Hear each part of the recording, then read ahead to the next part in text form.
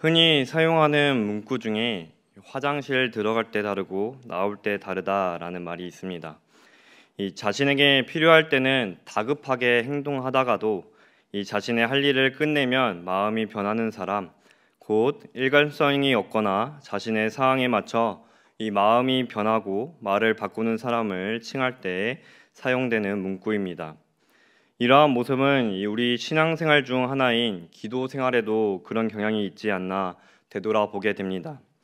자신의 상황이 급할 때는 하나님께 급히 간구하다가도 조금만 상황이 나아진다 싶으면 급할 때보다는 기도를 적게 하는 현상이 종종 있기 마련입니다.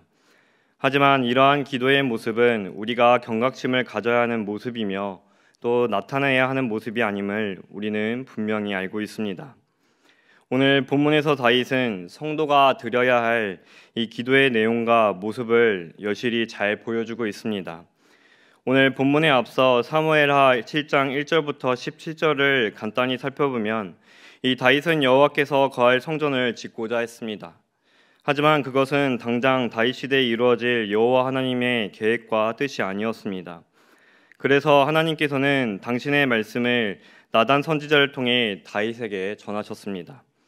그 내용은 바로 다윗 개인의 영광과 이스라엘의 평안, 또 다윗 가문 왕권이 계속되며 이 성전 건축에 대해 약속하시는 그 영광을 보장해 주시는 그 하나님의 언약이었습니다. 그 약속은 아브람 때부터 이어져 온 하나님의 약속에 근거한 은혜였습니다.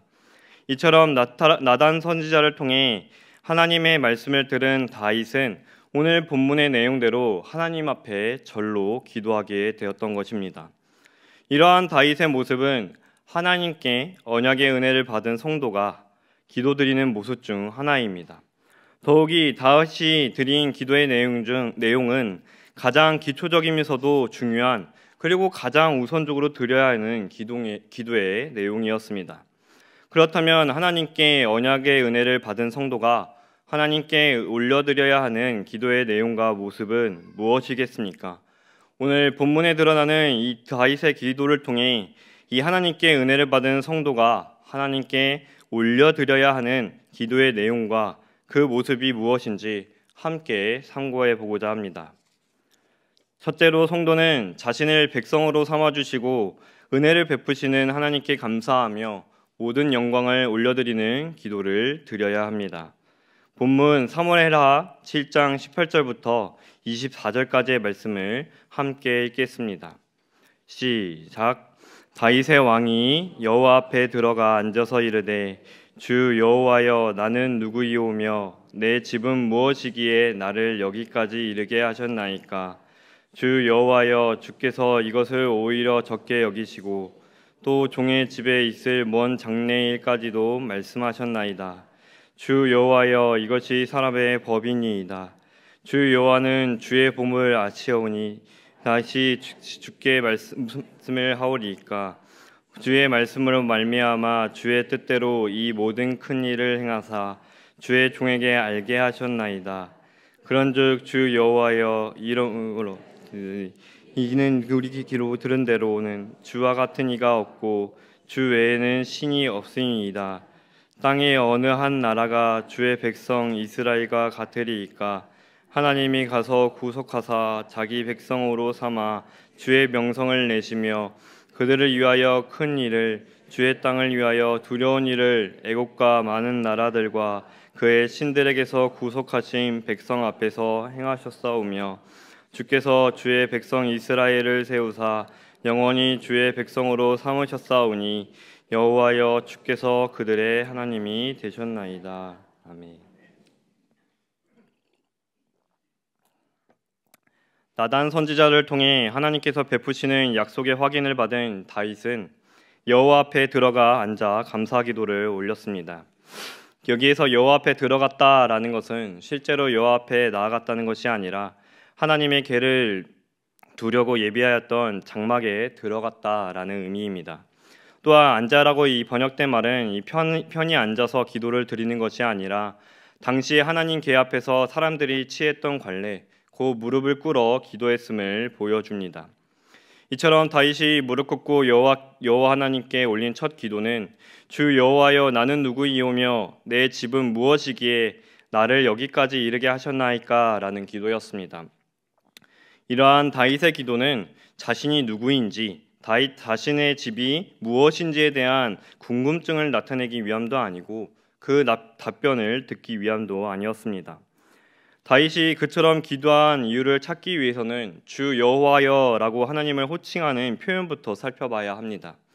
이 주 여호와여라고 표현된 호칭은 이 아도나이 예히라는 원어를 번역한 것인데 이는 아브라함이 하나님을 부를 때 사용한 호칭과 동일합니다. 즉 다윗이 받은 언약과 이 아브라함의 언약이 연결되고 있음을 보여줍니다. 이처럼 다윗은 자신이 하나님께 받은 언약이 아브라함 때부터 이어져 온 언약임을 나타내며 그 언약을 베푸신 하나님을 높이고 있는 것입니다. 그에 따라 나는 누구이오며 내 집은 무엇이기에 나를 여기까지 이르게 하셨나이까 라는 이 다윗의 기도는 이 자신과 그 집안은 내세울 곳이 아무것도 없지만 이 자신을 자기 백성 삼아주시고 또 왕이 되게 하신 분이 바로 하나님이시라는 사실을 나타내기 위한 말씀이었습니다. 다윗은 이 아브람 때부터 이어져 온 언약에 따라 자신에게 은혜를 베푸신 하나님을 다시 한번 높이고 있는 것입니다.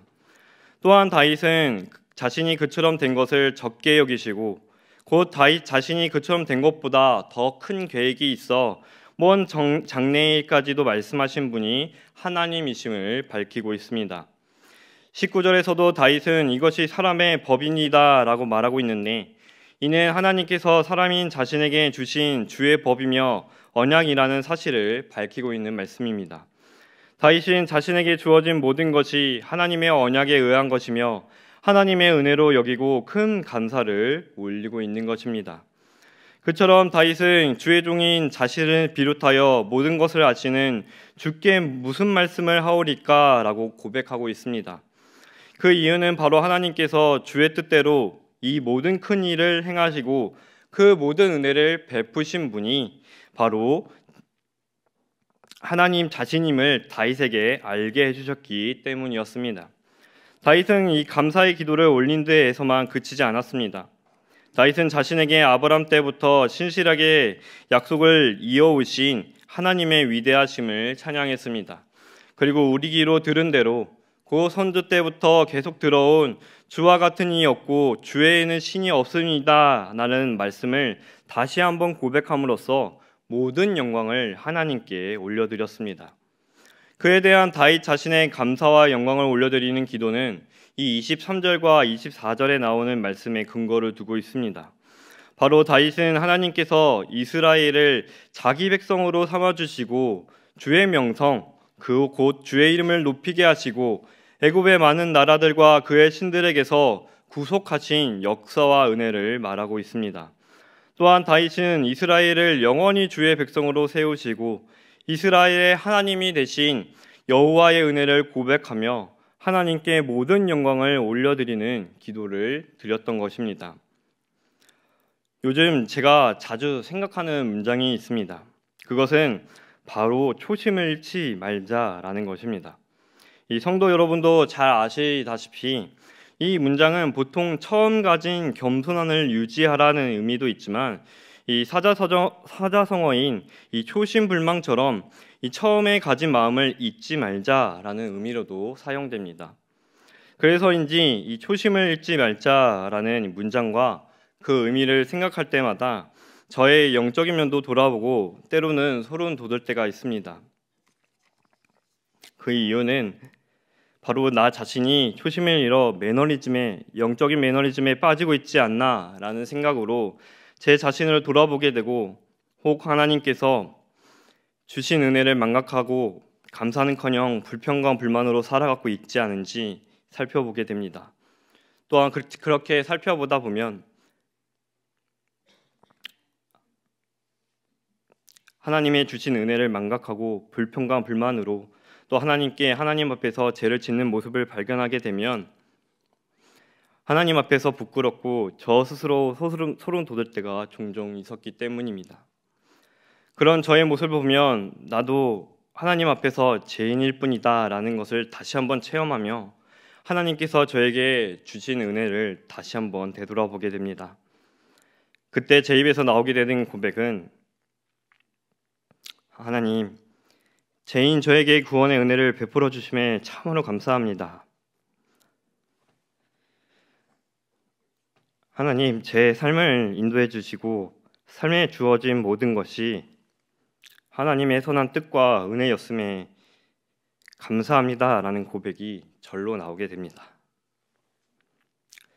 사실 이러한 고백이 제가 목사이기 때문에 나오는 것은 아닙니다. 오늘 본문에서 다윗이 그랬던 것처럼 하나님께 은혜 받은 성도라면 절로 나오는 감사의 기도이지 않겠습니까? 저는 제 자신을 되돌아봄으로써 나오는 회개와 더불어 은혜에 대한 감사이지만 사실 하나님께서 베푸신 은혜에 대한 감사는 성도라면 빠짐없이 그리고 마땅히 드려야 하는 기도 제목인 것입니다. 성도 또한 본래 죄인이며 그 죄로 인해 연약하고 부족한 모습을 보일 때가 있습니다. 하지만 분명한 것은 성도는 하나님께서 자기 백성으로 삼은 자라는 사실입니다. 저와 여러분은 죄를 대속해 주시고 구원받은 백성으로 살아가게 해주시는 분이 바로 하나님이시라는 사실을 잊지 말아야 합니다. 그뿐만 아니라 이 세상을 살아갈 때 우리를 인도하심도 지켜주심도 모두 하나님께서 우리에게 베푸시는 은혜입니다. 또한 주어진 모든 것이 하나님의 은혜임을 저와 여러분은 잊지 말아야 하는 것입니다. 더욱이 하나님께서 베푸시는 모든 은혜 앞에 우리가 한 것은 아무것도 없습니다. 그저 하나님께서 베푸신 은혜인 것입니다. 하나님의 그 크고도 많은 은혜 앞에 우리가 할 수 있는 것은 기도를 통해 하나님께 감사하며 모든 영광을 올려드리는 것입니다. 그러한 모습이 하나님께 은혜 받은 성도가 나타내야 할 고백이며 올려드려야 하는 기도인 것입니다.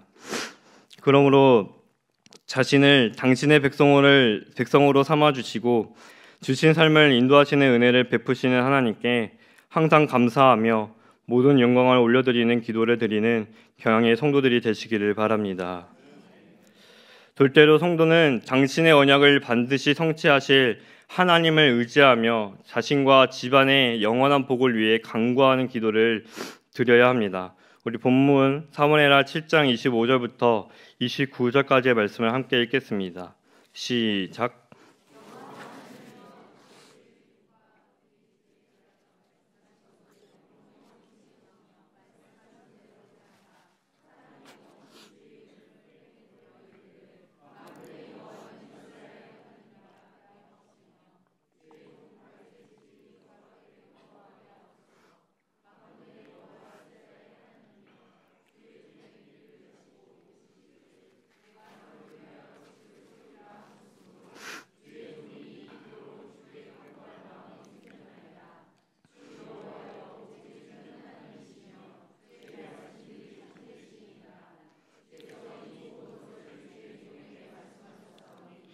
이제 청하건대 종의 집에 복을 주사 주 앞에 영원히 있게 하옵소서.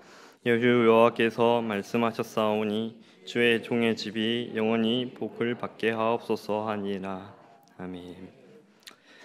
앞서 18절부터 24절까지에서 이 다윗의 기도는 자신의 과거부터 현재에 이르기까지 이 베풀어 주신 하나님의 은혜에 대한 감사하는 기도였습니다. 이제 다윗은 주의 종과 종의 집에 대하여 말씀하신 것을 영원히 세우셨사오며 말씀하신 대로 행하사라고 간구하고 있습니다. 여기에서 말씀하신 것을 말씀하신 대로라고 번역된 이 문장의 말씀은 이 본래 그 약속이라는 의미가 있습니다. 또한 하나님께서 나단 선지자를 통해 다윗에게 하시는 언약과 연관지어 보면 이 언약이라는 의미로 보는 것이 문맥상 더 잘 씁니다. 다시 말해 다윗은 자신과 자신의 집에 대한 하나님의 언약을 이루어 주시기를 간구하고 있는 것입니다. 이 다윗이 성취되기를 바라는 하나님의 언약, 그 자신과 자신의 집에 대한 하나님의 언약은 전혀 다른 것이 아니었습니다. 다윗은 하나님의 언약에 기초를 두어 간구하고 있는 것인데 그 내용은 하나님께서 이스라엘에게 베푸신 은혜를 토대로 이 하나님의 언약을 이루어 달라는 것이었습니다. 이러한 내용은 앞서 23절과 24절의 말씀과 26절과 27절의 말씀을 대조해 보면 더욱 뚜렷해집니다. 다윗은 주께서 그들이 하나님이 되셨던 것처럼 계속하여 만군의 여호와를 이스라엘의 하나님이라 하게 해달라고 간구하고 있습니다. 그리고 다윗은 이스라엘을 자기 백성으로 삼아 주의 명성을 내신 것처럼 영원히 주의 이름을 크게 높여 이르게 해달라고 하나님께 간구하고 있는 것입니다. 이 다윗이 똑같은 하나님의 언약에 기초로 두어 간구하고 있음을 우리는 이 23절, 24절 말씀과 26절, 27절의 말씀을 대조해 보면서 볼 수 있습니다. 더욱이 다윗은 주의 종 다윗의 집이 주 앞에 견고하게 하옵소서라고 간구하고 있습니다. 그 이유는 하나님께서 내가 너를 위하여 집을 세우리라 라고 하신 말씀을 들었기 때문이었습니다. 이 앞서 말했듯이 다윗은 본래 자신이 하나님을 위하여 집을 세울 것을 계획하고 있었습니다. 그런데 하나님께서는 오히려 다윗을 위하여 집을 세워주실 것을 약속해 주셨습니다.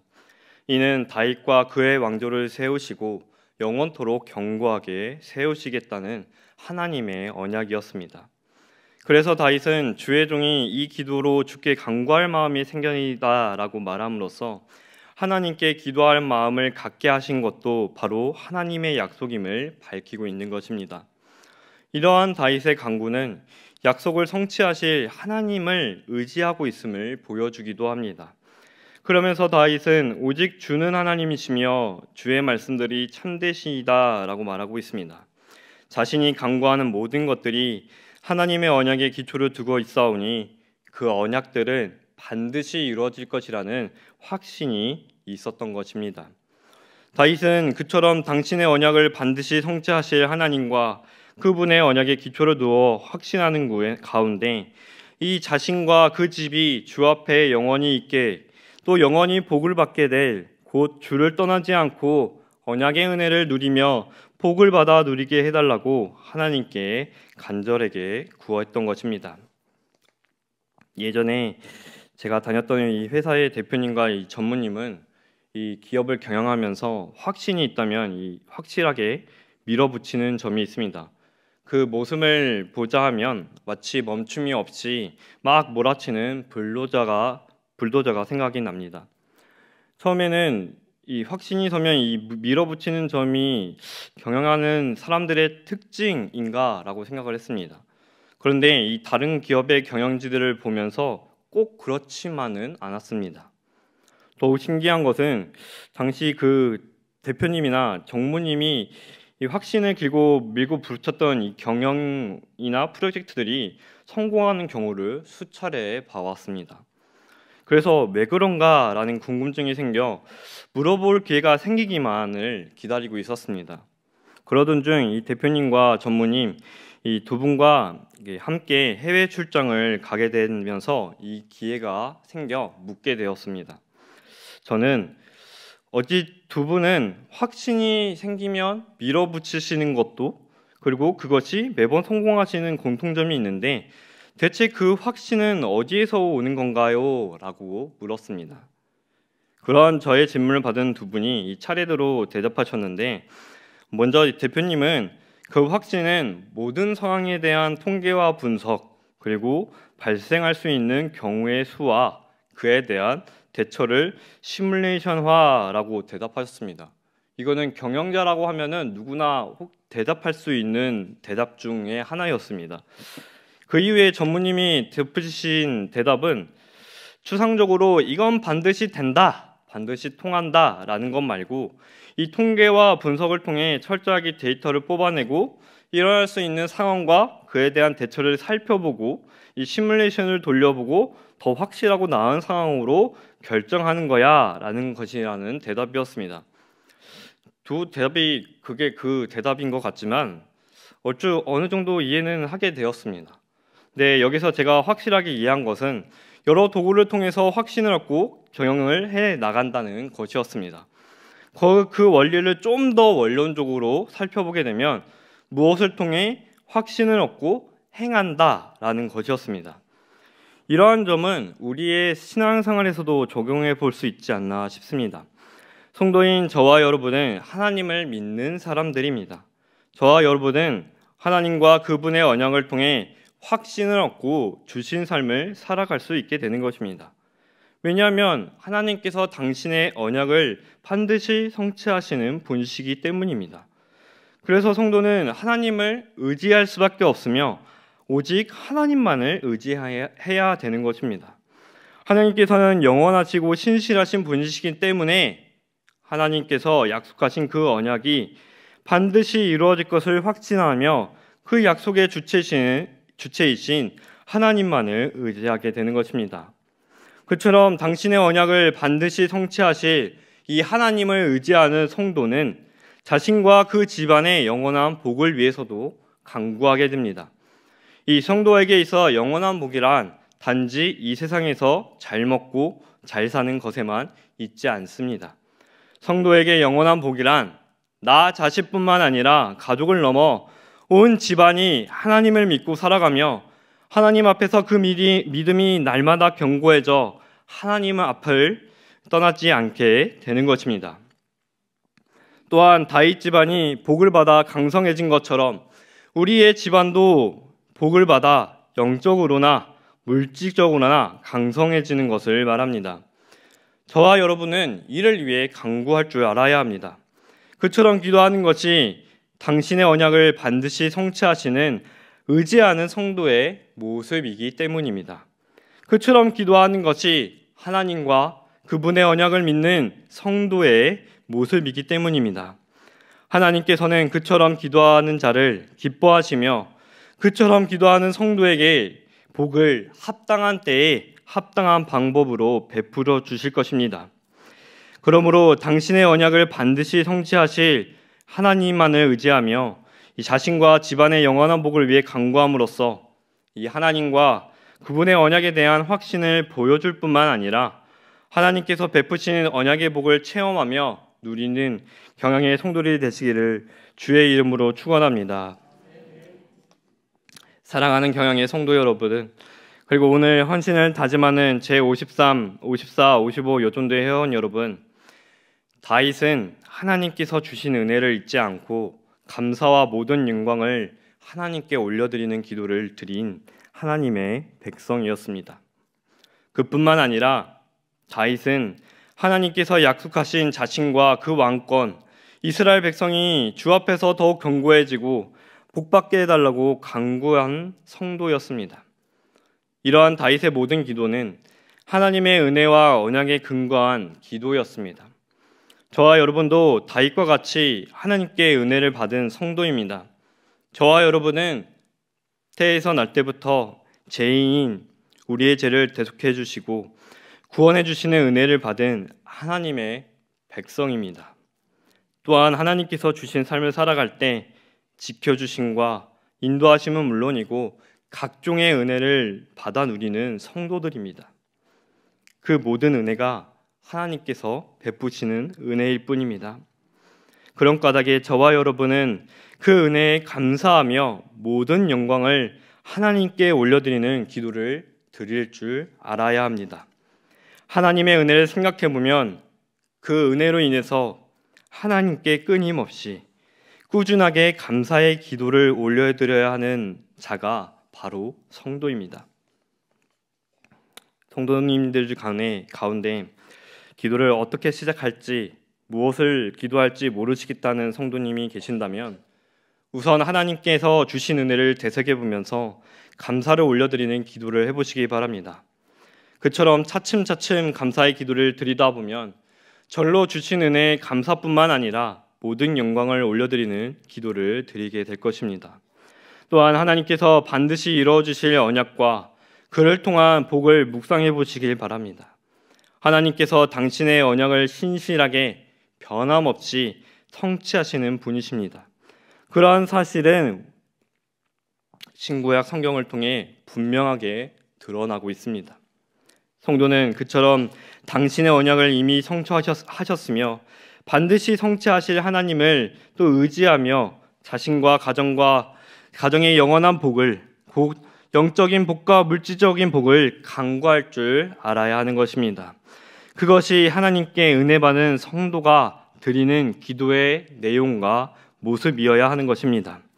그러므로 하나님께서 죄 많은 자신을 자기 백성 삼아 주시고 구원과 인도하심의 은혜를 베풀어 주고 계신다는 사실 앞에 하나님께 감사하며 모든 영광을 올려드릴 뿐만 아니라 당신의 언약을 반드시 성취하실 하나님을 의지하는 확신 가운데 자신과 가정의 영원한 복을 위해 간구하는 기도를 들지 않은 경양의 모든 성도님들과 오늘 헌신을 다짐하는 제53, 54, 55 여존대 회원들이 되시기를 예수님의 이름으로 축원합니다.